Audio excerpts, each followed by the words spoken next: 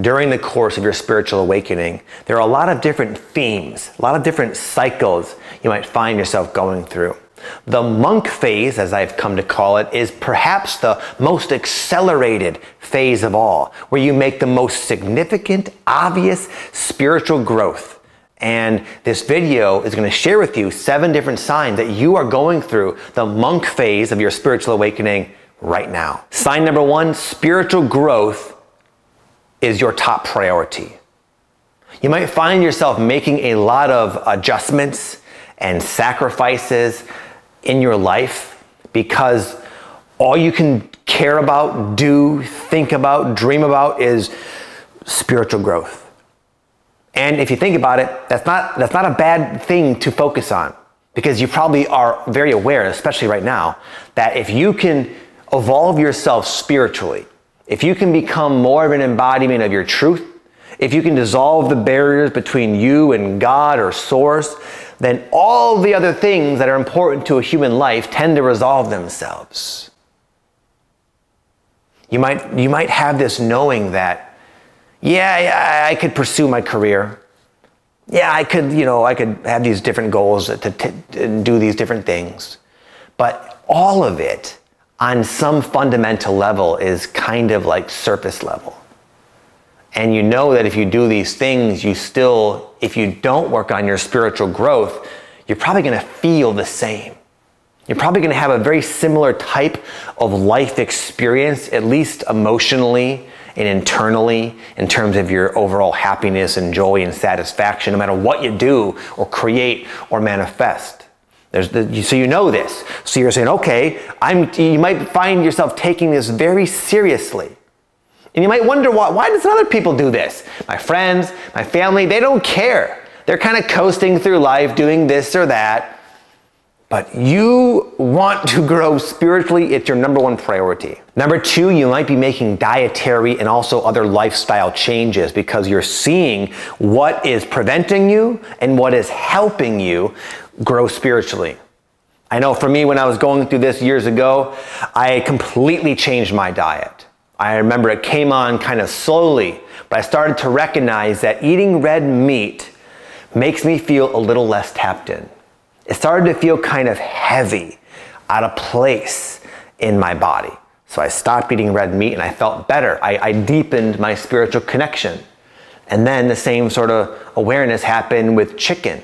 I stopped eating chicken, became a little deeper. I stopped eating fish eventually. Before you know it, I was a vegan. And then I found that I was eating a lot of cheese and pizza and stuff, and that had to go. And before you know it, I was like a raw vegan. A raw vegan that ate nothing but organic, raw foods. And man, was I opened up.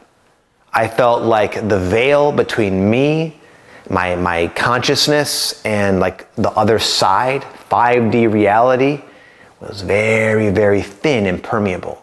I was communicating with my spirit guides left and right. I was like leaving my body at night, astral projecting all this cool stuff. I was opening my third eye, and I was doing all these different things to see how far I could go spiritually. This wasn't just something that was like a someday thing. I need to do this. This is something I was going for. And if you're in this phase, you're going for it in your own way. I'm not saying you have to be a vegan or have to do anything like that, but you are probably making significant sacrifices in your life that you maybe never saw yourself doing for the sake of deepening your spiritual growth. Number 3, you have a crazy passion and strong interest in spiritual information. How many hours a day are you watching YouTube videos to learn about spirituality right now? How many books have you bought on Amazon that are going to teach you about different metaphysics, esoteric, spiritual type of topics and interests? I know for me, I was a voracious reader, still am, but there's different things. I know for me, I was reading tons of books. I was spending tons of hours on YouTube watching different channelers and mediums and reading different blogs, and I didn't care about what was happening in the world or on the news or in sports. I didn't care what movies were coming out. At that time, all I wanted to do is learn as much as I possibly could about spirituality. Sign number 4. isolation. Living in this way can tend to create a growing distance between you and just who you become and what you're into and normal everyday people, even maybe your friends and family. When I was going through this time, I was living, not alone, but with my wife, who was also going through it, and I had a daughter at the time, Maya, and a couple of dogs, and we moved away from where we once lived. We had no real friends for the most part, and we did pretty much everything by ourselves. That was how we lived. We were very isolated. Not just literally, thousands of miles away from where we grew up, but also like where we are focused. Even the people I did come across, I felt a complete distance from. I had no way of relating to them. I couldn't wrap my mind around how someone could just justify blindly going through life, content with this mundane reality of going to work and coming home and mowing the lawn and going out and getting drunk on the weekends, and come Monday you do it all over again. To me, it was like, you're missing the point. This is completely a waste of your life. You need to be meditating 5 hours a day and projecting to the Pleiadians your consciousness so you can communicate with your star family. That's where it's at. Huh? What? I became very, very isolated. I'm curious if that's the case with you as well. I was also very, very hypersensitive. I was so sensitive. There came a point during this time of my life where I literally would rarely leave the house, especially if it was to go to a mall or like a gas station, or God forbid, like a Walmart or something with like lots of people. It seemed like those structures existed on different planets, and I had no business being there. And whenever I would force myself to go there because I needed to for something, when I would leave, I would feel exhausted, just flatline. I'd have to take a nap all day because I went to freaking Whole Foods for an hour. I became so sensitive, and that served me beautifully. That really did allow me to, again, have a very easy time connecting with a lot of the things I wanted to connect with, like my spirit guides, my higher self, just things of that nature. I was able to do it, but it came at a price. It was not really sustainable. And not only was I so sensitive, I was also becoming hypersensitive to my own unresolved issues. Because I had raised my frequency so much and dissolved the veil, it also created an upheaval of my own unresolved stuff that was too much to realistically contend with and to stay balanced with during that time in my life. And I became very easily irritated and very almost judgmental of other people. Like I had put myself in this hypersensitive place way up on the mountaintop where I was a mess. I wasn't happy. I had a family to support, a daughter that wanted to go to the park, but Daddy couldn't go to the park. He's too tired and he doesn't want to be around the 3D people. And I became this spectacle, this person I never intended to become. I also became kind of paranoid because I had too much of my own unresolved fear, unconsciousness coming up so quickly that it was kind of taking me over. It was too much, too fast. And what I thought at the time is I just need to meditate more. I just need to clean up my diet more. I just need to astral project more frequently. I just need to be able to pray to my starseed family more often.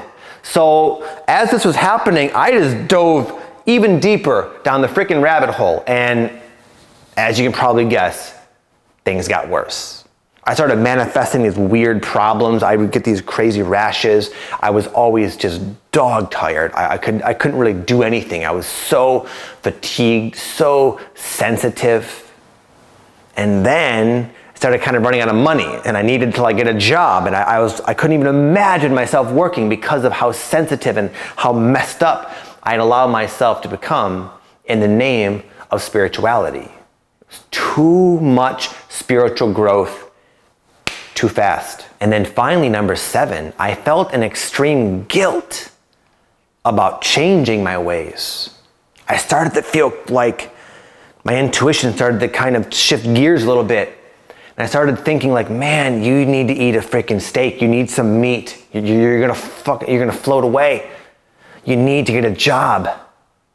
You need to maybe rekindle some of the hobbies you once had, like watching cool like shows on Netflix and HBO and rock and roll music. Maybe have a burger and go to a freaking concert. It was kind of like what my intuition was telling me to do. I had a knowing like these are things I should do. You're becoming too sensitive, too isolated, too messed up. Vic, this is not working. You're going too fast. You need to ground back in. I knew it, but I felt so much resistance. I felt so much guilt. I can't eat meat. I can't do this. All this guilt because I had developed such an identity around being this super spiritual person that I was so conflicted. But I knew it had to happen. But I had gone so far, so deep, so quickly that it was, for me, a bit of a challenge, a bit of a shock to come back. I had to reacclimate myself to normal living, 3D life, 3D foods, 3D activities, etc. But what stopped me from doing it for a long time was this heavy layer of guilt. I felt like I was ignoring my spiritual growth. Who are you? Who are you to ignore your spiritual growth? This is where you're destined to go, and you're like wussing out here. You're turning away. Who are you to just all these mental resistances to doing what my intuition was now encouraging me to do? The same intuition that compelled me to dive in deep with the spiritual growth is now saying to go in the opposite direction, and I was very confused, very guilty, very torn. If you relate with this video, my friends, I'm going to leave you with a part of a book that I think will be very helpful for you. It's a book by Michael Singer. You probably know him. He's the author of The Untethered Soul. Well, Michael Singer has another awesome book, maybe even better, in my opinion, called The Surrender Experiment. I highly recommend it. Michael Singer, even now, is a very well-respected non-dual teacher. He's a very, very spiritual guy. He's someone who really lives this spiritual lifestyle to a very impressive and inspiring degree. And Michael Singer, in his book, The Surrender Experiment, which is kind of a book about his life and his own spiritual journey, he talked about how there was a phase in his life when he was going through this monk phase of awakening, where I think he was like living in a tent on this big private piece of property. He had almost no belongings. He ate very minimal food. He didn't work, and he meditated all day, and he was seeking enlightenment with everything he had. And one night, after many years of living this way, he had this dream. And in this dream, he was walking down, he was kind of like in a basement, walking like in this like dark tunnel, but up ahead was this light. And even in the dream, he said the light represented enlightenment, and he was walking towards the light. And as he got closer and closer and closer, the light became brighter and brighter and brighter, more and more, full of love. And he was getting so close, but he got to this point where he finally got to the very edge of the tunnel, and he could see the blinding light, but he couldn't access it. It was like there was a barrier, a ceiling barrier that he couldn't go through. And he woke up from the dream, and he knew what it meant. He knew that the next phase of his life, in order to get to the light, he's gone as far as he possibly can in this monk phase of awakening. And right after that, just like I was describing, Michael Singer felt called to start a business. And he started what became eventually $1 billion company. And he realized that you can progress spiritually and also live in 3D reality. There are many unique types of lessons we get from everyday life, communication with others, working together with people, building businesses, building our dreams, going out there in the world, that we can't get passively in our meditation chamber, in the privacy of our own home, or out there in the middle of nature. There's a lot of stuff that we can work through within ourselves that can be very easily triggered to the surface by living a normal life. And he said that once he started to finally listen to his intuition and start to go in this completely opposite direction, that's when he started to really wake up. So just understand, my friend, if you're experiencing any of the things I said, it's okay. You can trust your intuition. If your intuition is telling you to do something different, you don't have to let the guilt stop you. It's okay to break out of the monk phase of awakening, because you eventually get to this place in your mind where you realize spiritual growth can happen in any circumstance. Even the most mundane 3D components of reality are born of the one, are also equally spiritual. And if you have the right mindset, you can grow spiritually and you can have a very deep happiness. Hey my friend, before I go, I forgot to mention I'm offering all of you a free gift. It's a guided meditation I made myself. It's to help you connect with your higher self, your intuition, your soul, your spirit. Sometimes it's difficult to receive the guidance from our inner being. This is something I created for all of you that you can just sort of put on, lay back and listen to and reconnect with your intuition. It's totally free. Check it out. I'll leave a link down below if you want. If not, I'll see you next time, my friends. Much love.